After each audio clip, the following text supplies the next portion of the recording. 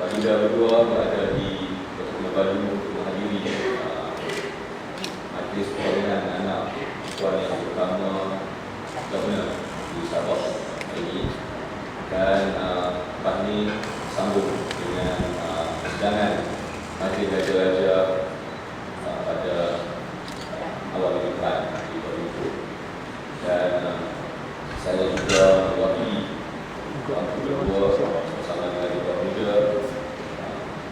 Terima kasih kepada semua pemimpin agama yang sentiasa mendoakan kesejahteraan kaum di mampu naungi yang adil dan saksama negeri tercinta ini, dan juga sentiasa mendoakan kecemerlangan, kesejahteraan negeri yang kita sayangi. Dan pada kesempatan ini juga saya ingin ucapkan banyak terima kasih kerana sudi untuk saya dan Raja Puan Muda ke majlis ini. Di sini juga saya ucapkan syabas kepada pengurusi serta seluruh jentera jawatan kuasa penganjur di Persatuan Al-Islam Kelis kerana telah berjaya merealisasikan majlis yang ditunggu-tunggu semua ini, dan juga terima kasih kepada pihak Majlis Agama Islam dan Adat Istiadat dan Majlis Islam. Di sini juga saya mengucapkan sedikit penghargaan kepada semua para pemimpin agama-agama di negeri ini yang sudi hadir melapangkan masa dengan penuh suci hati dan keikhlasan demi untuk kebaikan serta memupuk sumber kekuatan secara bersama. Sebenarnya kalau saya nak tadi, kalau salah pengacara majlis tersebut, jadi ketua Persatuan Islam tersebut, kita buat perlumbaan ni secara tapi tak formal. Tapi bila jemput saya tu, mereka yang jadi tak formal lah. Jadi saya tengok pun semua macam suspend, terutama sekali di media saya, mereka pun tak banyak nak cakap. Ada seratai ke, jadi tak apalah, mungkin lepas apa ni makan lagi, dia bila ada makan tu selalunya dia ceria sikit. Dan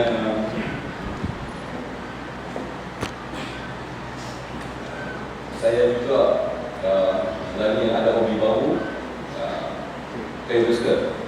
Sudah dah 2 bulan ni, jadi agak cukup kampung saya cuba masuk. Dan saya satu hari itu saya dalam sebulan saya sudah pergi satu buat siang. Tapi bila kayu tak tahu dekat mana nak pedang, jadi masuk satu buat siang. Jadi masuk buat siang ni, salah seorang daripada kawan saya, dia cari siapa yang buat siang dalam grup ni. Adalah seorang di masuk Saudita atau kemudian dia cakap siap, perempuan cakap siap. Rupanya suami tu orang boleh, dia kata orang siap. Dia salah faham. Dia dah cerita benda kecil-kecil ni. Tapi bila rupanya saya kenal suami, saya pada kecil saya kenal dia. Dulu dia jadi apa ni, tukang paip, tak salah. Dulu sekolah kecil-kecil dulu. Dia muda lah, sekolah dia membelah 14 tahun. Jadi kenal saya bukan, tapi bila dia jadi suami saya tak kenal dia lah, kan?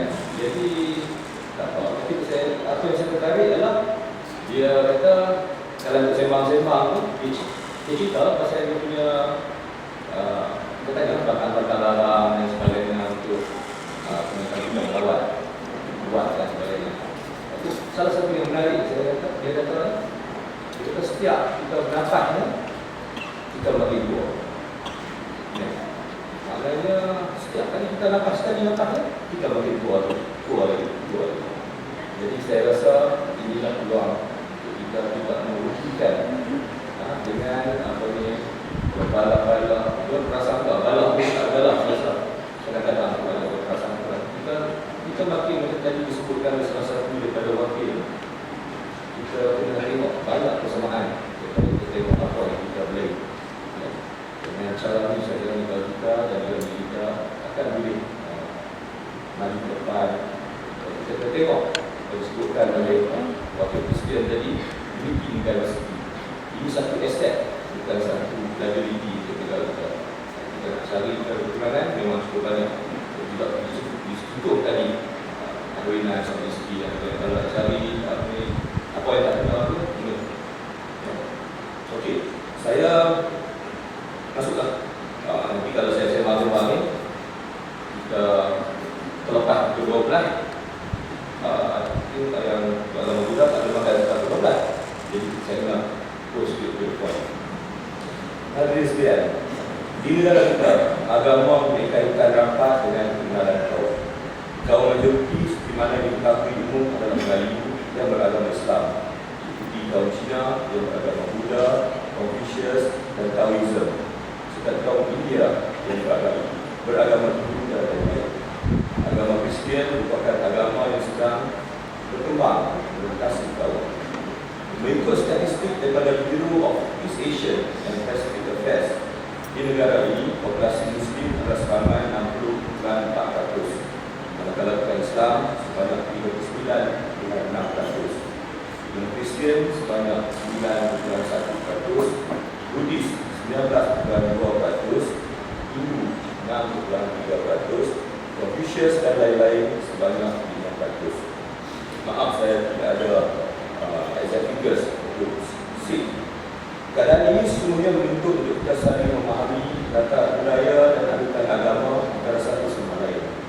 Sering berdialog dan cuba memahami pihak lain adalah kunci kepada keamanan dan perdamaian hidup dalam iklim pelbagaian seperti yang terdapat di negara kita ini. Hadirin sekalian, pada prinsipnya Islam bukan sahaja membolehkan kita berbincang dengan penganut agama lain, sebaliknya memerintahkan kita berdialog, berhujah dengan cara yang baik dan menyeru serta memberikan kefahaman kepada kaum yang lain hakikat agama Islam itu sendiri. Dialog antara penganut satu agama dengan yang lain juga amat diperlukan di zaman kita ini, terutama sekali Islam kadang-kala salah tafsirkan sebagaimana yang disebutkan oleh kedua serta Islam. Dialog antara agama atau interfaith dialog yang juga dikenali sebagai al-hiwar bain al-adiyah dalam bahasa Arab boleh menjadi perantara atau medium bagi memberikan pemahaman Islam pada pihak-pihak yang kurang faham terhadap agama sekalian. Hadirin sekalian, kesepahaman tidak mungkin dapat diwujudkan tanpa perjumpaan dan ruangan pendapat serta toleransi yang harmoni. Maka berkaitan dari cadangan kesepahaman antara agama, banyak perbincangan dan kerjasama antara agama dalam isu-isu yang bermanfaat telah dirangsangkan di seluruh dunia segenap dekat bagi menghapuskan konflik antara penganut agama. Hakikatnya, sebarang perbalahan tidak pernah berlaku di antara agama, tetapi di antara penganut agama. Oleh itu, untuk makluman semua, minggu pertama pada bulan Februari telah diisytiharkan sebagai minggu keharmonian antara agama sedunia. Tuan-tuan tahu di mana pensiaran ini diterima sebulat suara di Persidangan Bangsa-Bangsa Bersatu atau PBB pada 20 Februari Oktober 2010. Semua negara perlu menyambut dan mengisi minggu ini dengan berbagai aktiviti sebagai satu jambatan bagi mempromosikan kesepahaman antar agama. Justru saya rasa tarikh ini cukup sesuai yang dipilih oleh Persatuan Islam. Bulan November baru masuk. Kita ada 2-3 bulan lagi untuk buat persiapan. Kalau buat Januari itu tak ada lah. Kata-kata dulu sekali lagi pula. Justru saya ingin mencadangkan agar semua yang hadir pada hari ini akan pulang selepas ini dan merangkakan rancangan masing-masing dan berbincang dengan pemimpin-pemimpin lain untuk menjayakan pelbagai program yang berfaedah dan menarik negeri ini supaya Perlis boleh menjadi sebagai model state atau lebih contoh di negara ini dalam mempromosikan program kesepahaman antara agama asalkan tidak melanggar batasan agama mereka sendiri dan juga yang lain. Hadirin sekalian, bagi Muslim, jika ruangan seperti apa yang kita laksanakan di tingkat kita di negeri ini pada hari ini tidak diambil, terutama di peringkat antarabangsa, maka pandangan negatif terhadap Islam, terutamanya oleh mereka-mereka yang tidak bertanggungjawab, akan terus berkembang. Islam berkemungkinan akan terus mudah akan dituduh sebagai jumun, fanatik, tiada hujah dan enggan mendengar pandangan pihak lain. Inilah apa yang kami semua tidak mahu sekali-kali berlaku terhadap agama suci kami ini. Hadirin sekalian, perkara lagi yang perlu kita semua sedar berikut apa yang saya faham dalam Islam juga melarang orang Muslim menjemur sembahan agama lain atau cultural and religious ridicule yang akhirnya akan memberikan reaksi negatif terhadap Islam itu sendiri. Itulah hendaknya amalan pihak yang lain terhadap Islam. Di sini kita juga boleh mencari titik persamaan antara agama yang boleh memberikan manfaat untuk semua manusia. Sesungguhnya terdapat banyak nilai universal yang dikongsi antara agama besar dunia tanpa melibatkan persoalan akidah. Sebagai contoh, kita semua sukakan kebaikan, kasih sayang, menyikapi masa serta menjaga kebersihan. Kita juga di mana yang disebutkan sebentar tadi, kita dengar isu moral, bayi dilahirkan tanpa nikah, dibuang bayi, boarding sekolah, dan bagaimana kita sepatutnya hayati hidup negara dan sebagainya. Itu semua isu-isu yang dikongsi bersama. Kita juga semua menolak kezaliman. Dan ini lantas menjadi medan untuk kita sama-sama mempertahankan hak-hak mereka yang dizalimi, termasuklah disebabkan perbezaan agama. Semua pihak juga perlu bersama-sama mengelak 3 jala buruk yang ditegak oleh semua agama dan etika kemanusiaan sejagat dalam trilogi yang diwujudkan oleh segelintir kecil sahaja dari kalangan yang teroris yang selalunya lantang melalui agenda ekstremisme, chauvinisme dan fanatisme mereka yang mesti tidak disokong oleh semua. Ia boleh ditangani sekiranya golongan majoriti seperti mana yang ada di hadapan saya ini, yang sungguh pun merupakan majoriti yang senyap atau silent majority, dan segenap agama terus-menerus mengamalkan sikap bertoleransi dan bersederhana dalam berbagai aspek kehidupan, mengambil sikap satu padu menentang sebarang jenis keganasan yang dipelopori puak-puak dan sedemikian. Sementara lagi ialah ini kita semua tahu pilihan raya pun tak berapa jauh kita. Ya. Saya harap semua yang ada di sini akan balik nanti jaga, ingat di nasihati semua para penganut, bawah bimbingan tuan-tuan dan puan-puan supaya menghindarkan diri, menjauhi daripada sesiapa sekalipun menggunakan isu-isu sentimen mengapi-apikan isu perkauman dan agama. Tidak ada siapa-siapa pun yang akan beruntung, malah kita akan rugi, dan bukan rugi sikit-sikit. Yang boleh kata big time rugi.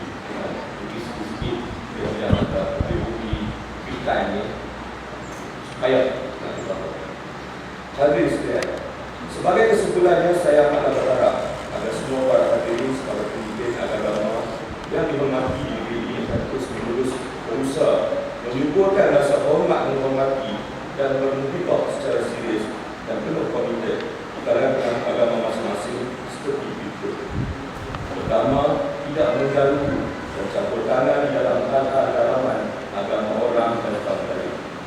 Kedua, mengakui, memahami dan menghormati kelainan atau perbezaan dan rasa sensitif agama dan kaum lain. Ketiga, amalkan rasa simpati dan empati, berbuat baik kepada orang dan melayan orang yang mereka mahu dilayani. Keempat, kerjasama secara kemasyarakatan mestilah dipertingkatkan, iaitu dengan bencana dan bertindak berasaskan etika yang selari dan sama demi kebaikan dan manfaat semua. Kelima, bersatu di dalam kepelbagaian untuk mencintai negara dan negeri melalui mengukuhkan semangat tak setia dan rasa patriotik yang tinggi. Dan yang keenam, prinsip-prinsip ini perlu diamalkan dengan penuh sedar dan ikhlas berdasarkan pengalaman buruk yang dirakamkan sejarah kemajuan manusia dan juga negara. Oleh itu, marilah kita bersama-sama menjadi rakyat Malaysia dan Perlis yang berjaya. Dan juga tak bisa berjaya. Menemukan titik kesepahaman yang memangkitkan keharmonian dan menghindarkan titik-titik percelahan yang mampu menimbulkan sebarang ketegangan, prasangka dan permusuhan. Marilah kita laksanakan juga tanpa terpaksa menggadaikan atau rasa terhakis sedikit pun kepercayaan dan agama yang kita anut selama ini. Dan sebelum akhir kita, saya nak guna peluang sebab bukan senang nak di pertama kali saya 30 bulan 12 ni saya 45 tahun. Jadi di pertama kali dapat kita ramai-ramai macam ni. Dan saya pernah juga waktu saya jadi pemangku raja Mula Balik dulu di menerima mengadak interfaith punya ni.